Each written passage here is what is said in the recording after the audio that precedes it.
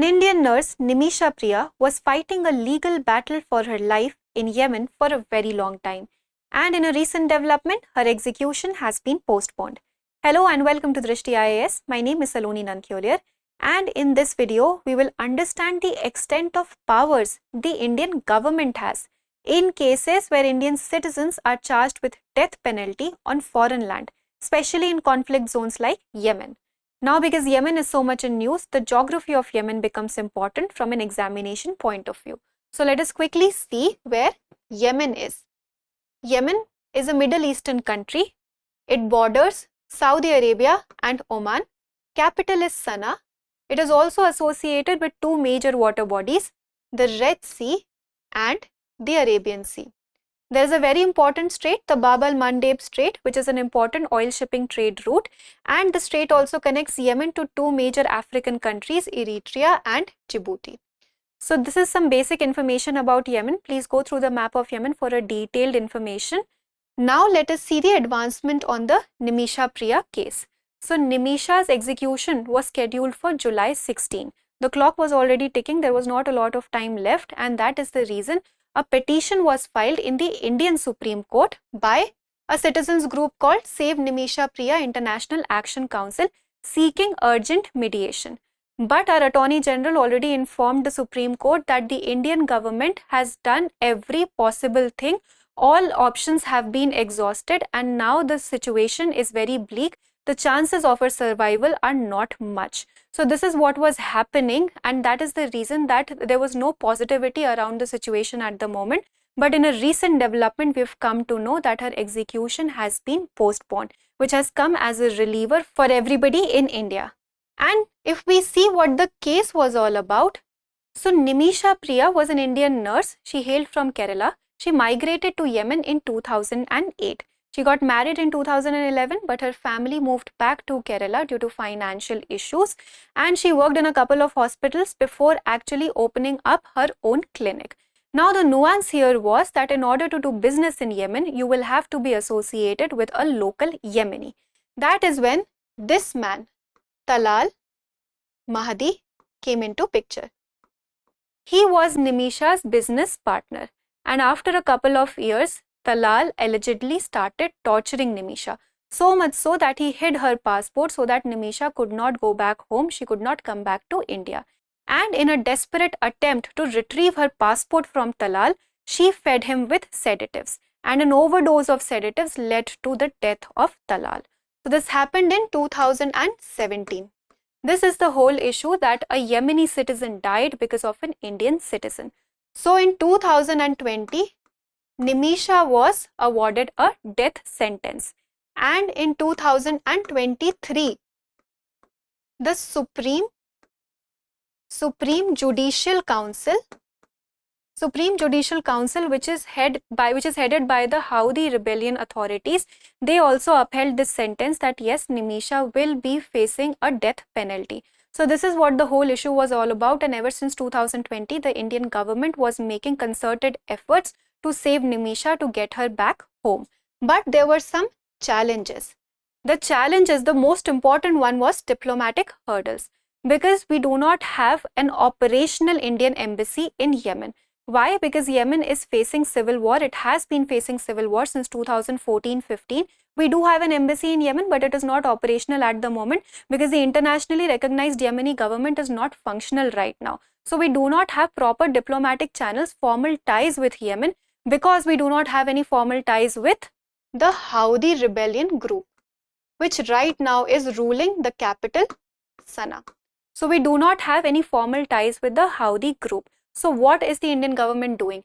Indian government is taking back channels. It is reaching out to influencers or influential people in Yemen, like the tribal leaders or any other sheikhs. So people who are influential, so that they can mediate with the victim's family, in this case Talal's family, and get clemency or forgiveness for Nimisha.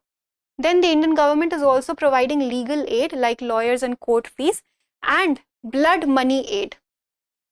So blood money is the important or the most important concept here. This is a concept in Sharia law, and in Arabic it is known as diya. So what is blood money? Blood money is actually a financial compensation which is offered to the victim's family in return of forgiveness for the culprit. So in this case, blood money is being offered to Talal's family so that Nimisha can be forgiven. So a lot of people are helping out, reaching out in order to get the blood money arranged. In fact, the chairman of Lulu International Group also reached out and offered a sizable amount here. The Indian government is also helping. Other influential people are also helping. Everybody is trying to arrange this blood money so that Nimisha's life can be saved. But if we look at the legal situation in Yemen right now, so it is controlled by Houthis. The northern part of Yemen, including Sana'a, it is controlled by Houthis, and there is instability in the southern region. And I already mentioned that we do not have any formal ties with Houthi rebellion group. And there is Sharia law in practice, and the concept of blood money is accepted in Sharia law. But right now we are only anticipating. We do not know what is going to happen. For now, the execution has been postponed, and we are hoping that the concept of blood money will prevail and we will be able to save Nimisha and get her back.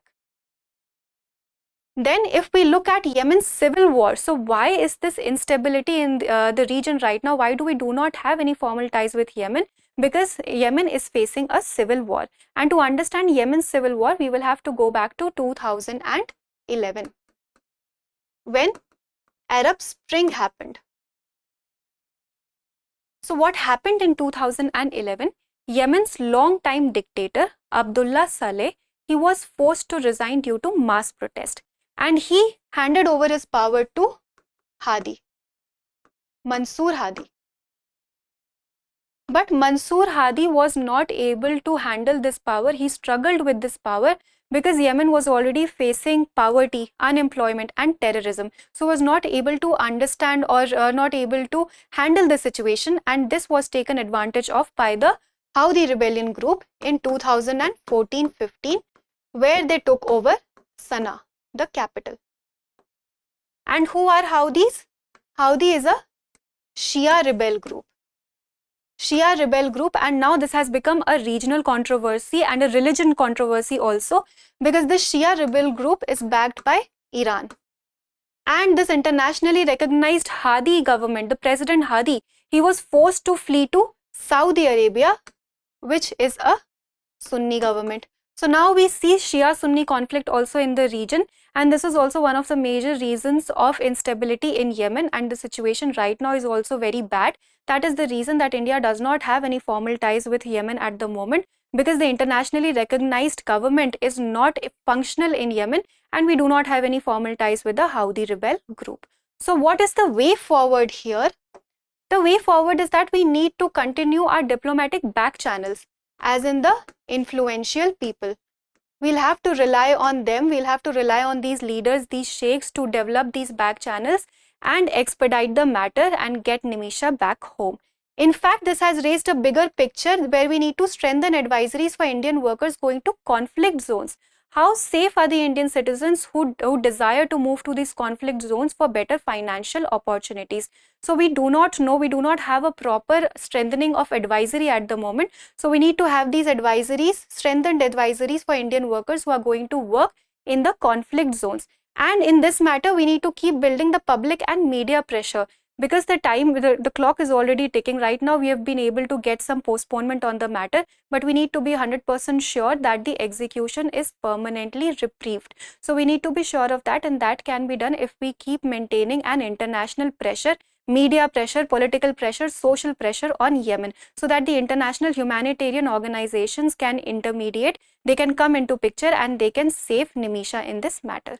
So that was all for today's video. Let us hope that she is reprieved, she is clemented, and she gets back home with safety. Now let us look at a practice question for prelims. Consider the following statements regarding consular access and legal protection for Indian nationals abroad. 1. India can exercise consular access even in territories controlled by non-recognized governments through informal channels. 2. Under international law, the provision of consular services is guaranteed even during internal conflicts within a country. 3. India has a bilateral extradition treaty and formal diplomatic ties with Yemen's Houthi government. Which of the statements is or are correct? A. 2 only, B. 1 and 3 only, C. None, or D. 1 and 2 only. Please provide your answers in the comment section and I will pin down the correct one. Thank you for watching.